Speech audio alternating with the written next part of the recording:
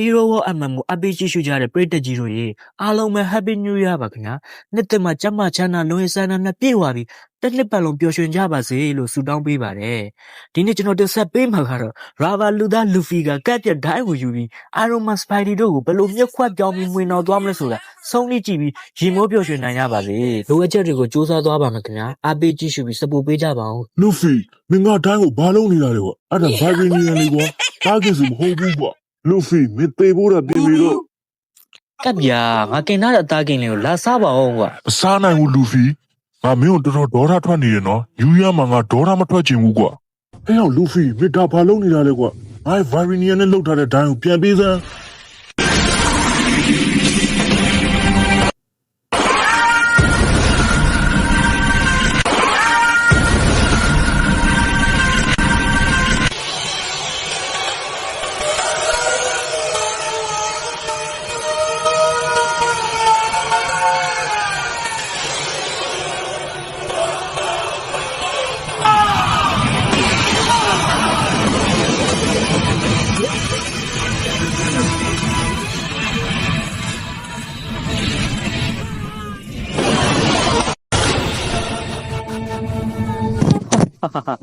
Spider-Man ကပ်နဲ့ Iron Man မင်းတို့တော်တော်ရည်ရတယ်ကွာထငါ့အသားကင်တူတူစားကြမှာကွာ New Year မှာ